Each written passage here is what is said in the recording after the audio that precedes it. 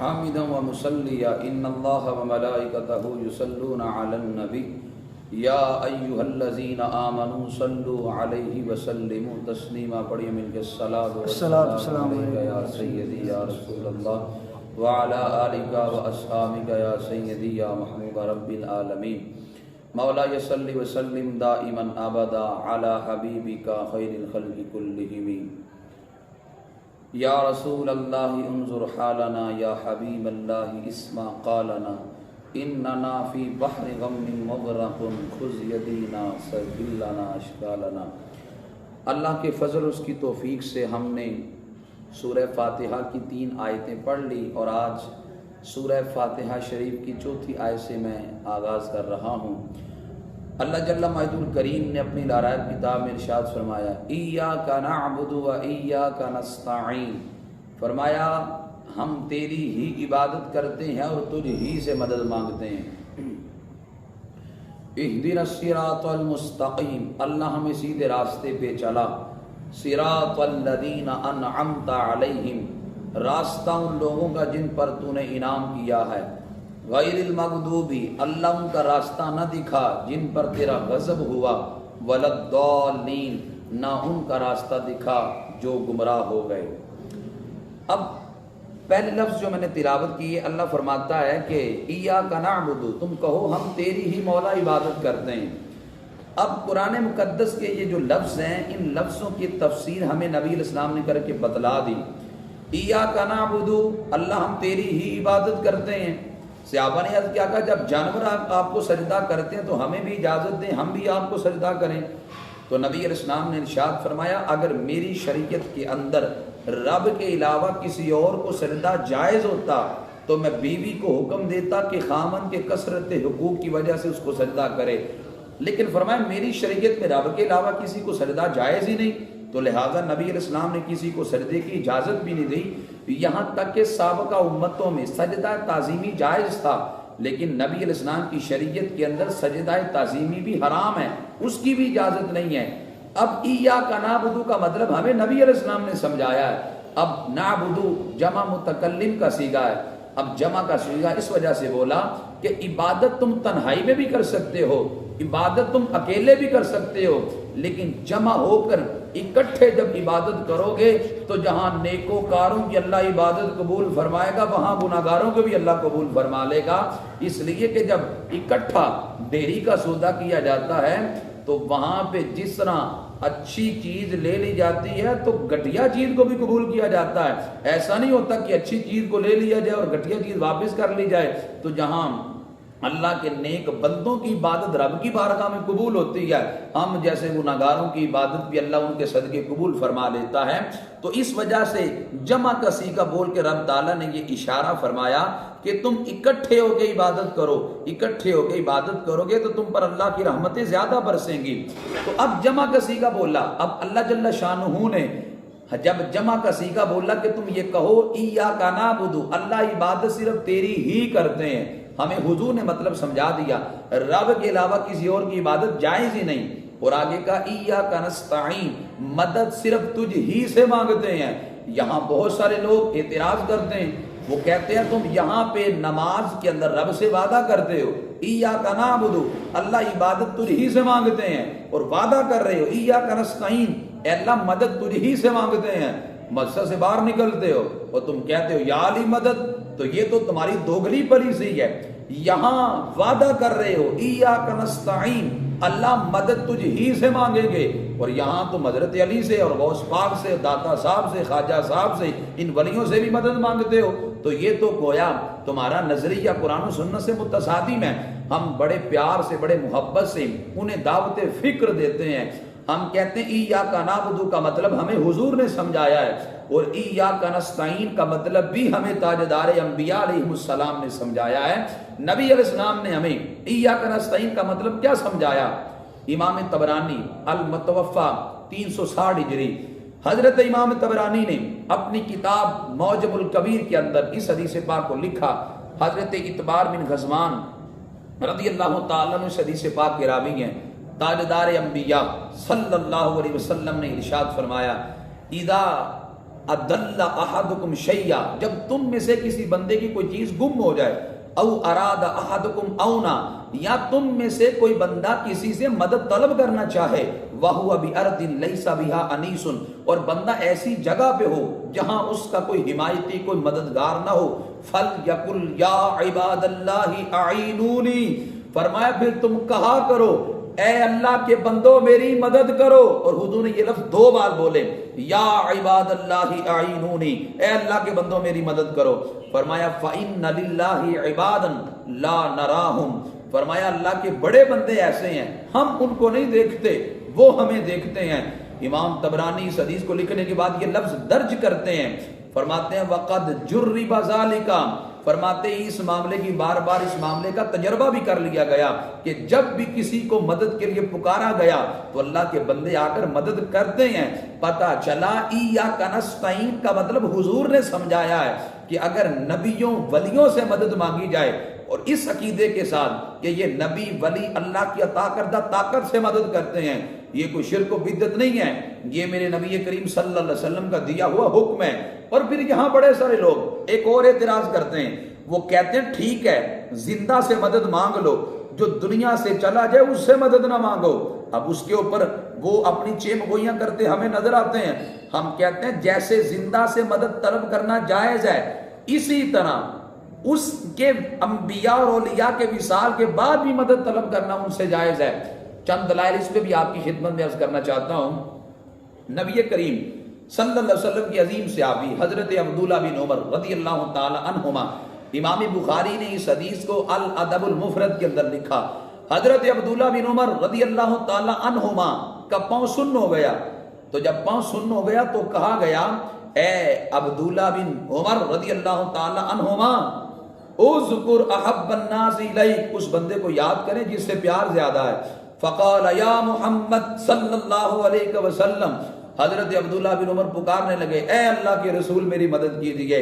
اب حضرت عبداللہ بن عمر نے حضور کے وصال مبارک کے بعد مدد مانگی ہے. اور اگلی بات مصنف ابن ابی شیبہ میں یہ روایت موجود ہے، اور دلائل النبوہ کے اندر امام بہقی نے بھی اس حدیث پاک کو لکھا. حضرت فاروق اعظم رضی اللہ تعالی عنہ کے خزانچی تھے مالک الدار.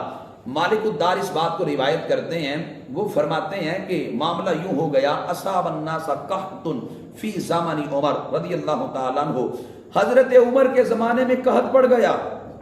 فجاء رجل الى قبر النبی صلی اللہ علیہ وسلم، ایک شخص حضور کی قبر انور کے پاس گیا. فقال، جا کر کہا یا رسول اللہ صلی اللہ علیہ وسلم استسقی لامتی کا، کیا انہیں نہیں پتا تھا رب بھی دیتا ہے؟ کیا انہیں نہیں پتا مانگنا رب سے چاہیے؟ مصلی بچھا کر رب سے مانگتے، لیکن انہوں نے مصلی بچھا کر رب سے صرف نہیں مانگا بلکہ سیدھا نبی علیہ السلام کی بارگاہ میں چلے گئے اور حضور سے جا کے کہنے لگے اے اللہ کے رسول اپنی امت کے لیے بارش رب سے مانگیے. اب وہ راوی کہتے ہیں میں حضور علیہ السلام کے روزے پہ جا کے آرام کر گیا، سو گیا.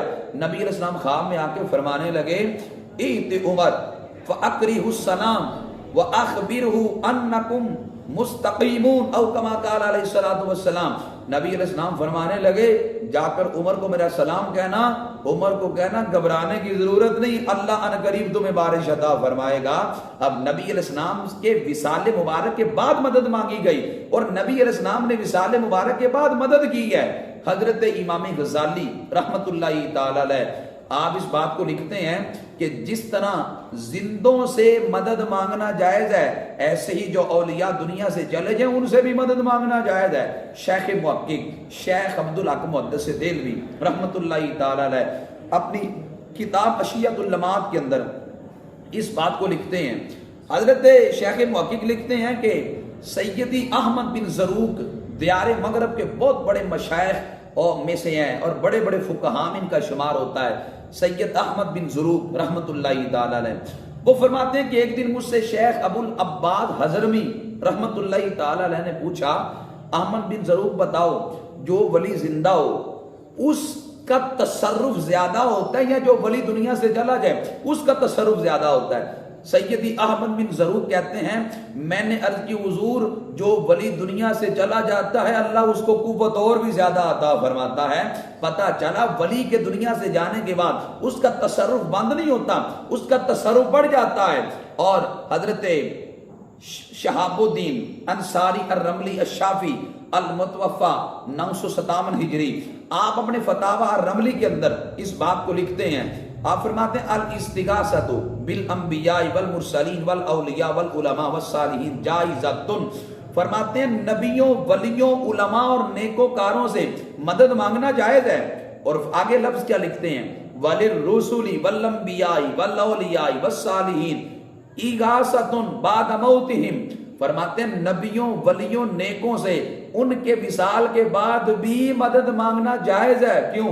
لأن معجزۃ الانبیاء وکرامات الاولیاء لا تنقطع بموتہم.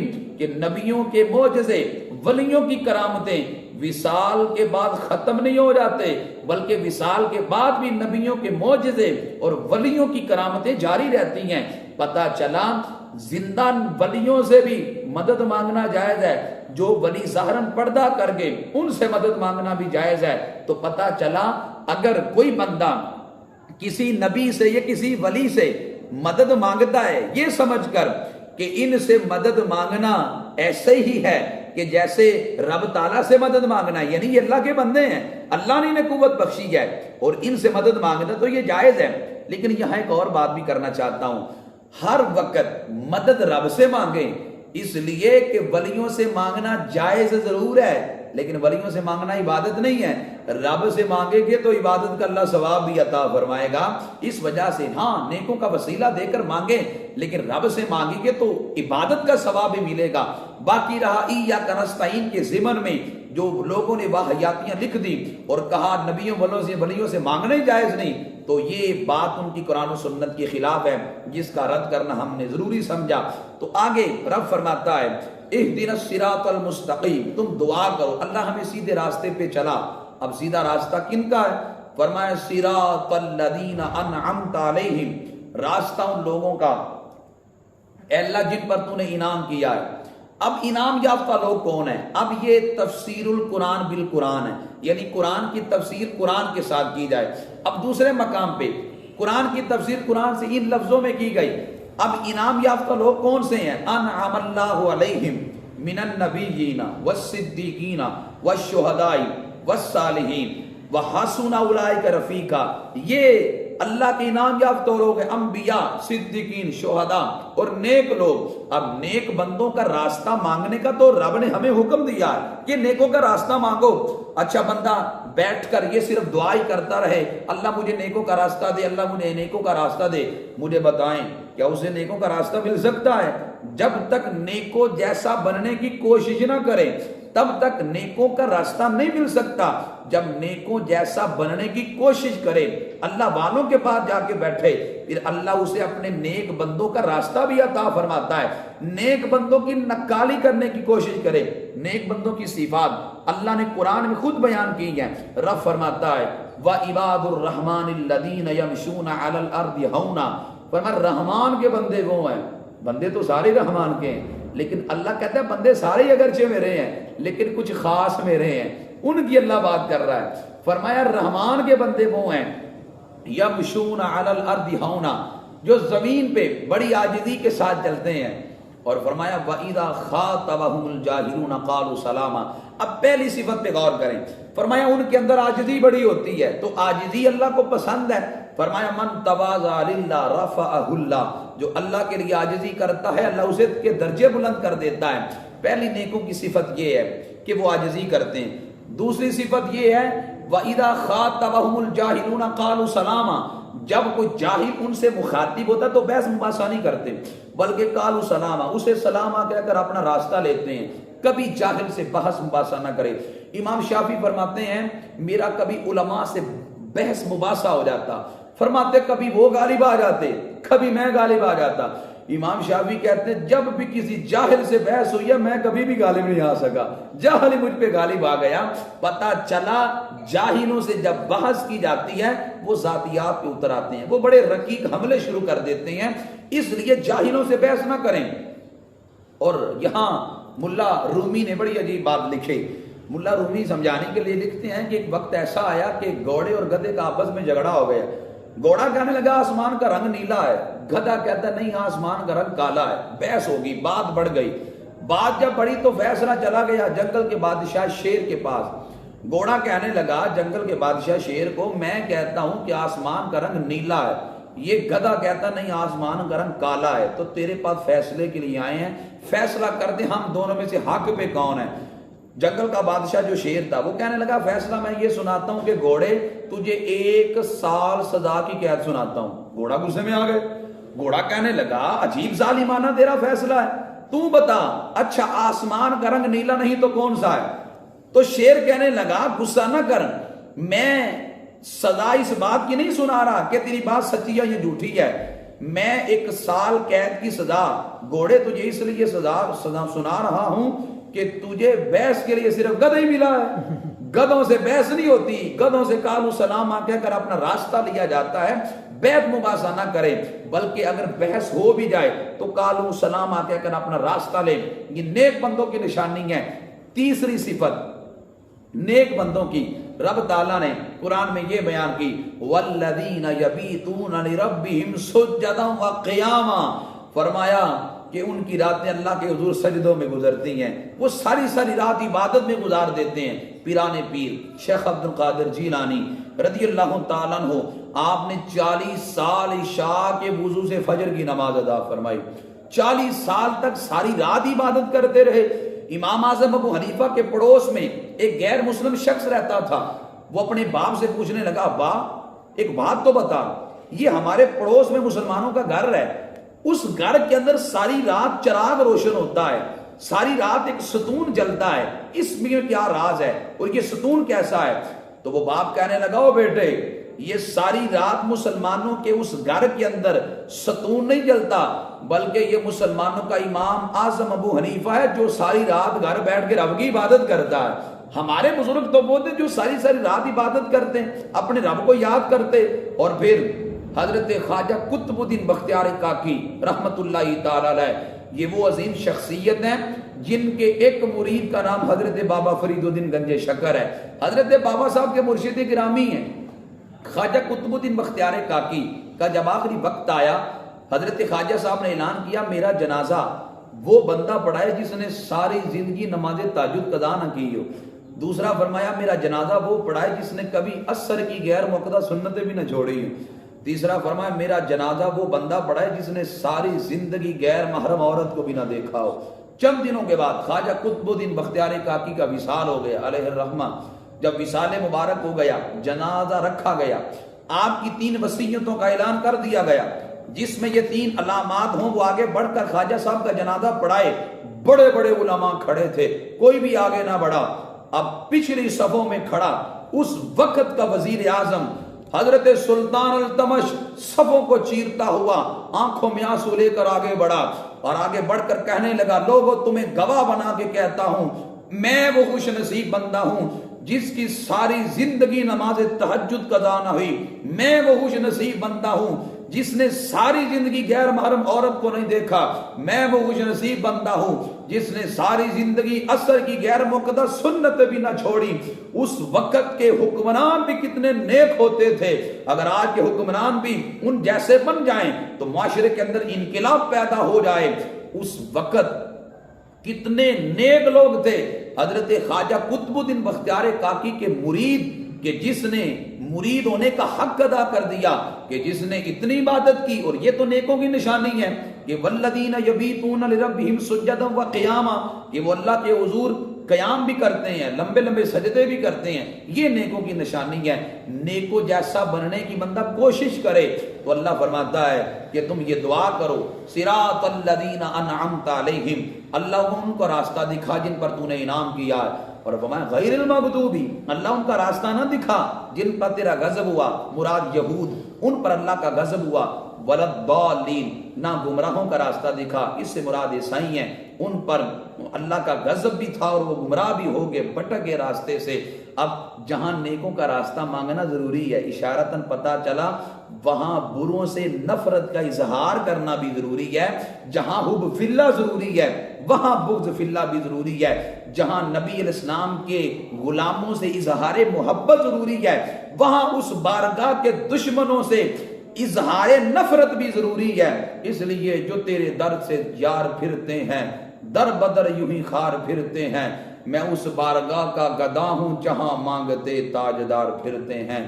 دعا کرتا ہوں اللہ مجھے اور آپ کو نیکوں کی سنگت اور صحبت میں بیٹھنے کی توفیق عطا فرمائے. وما علیہ الا البلاغ المبین.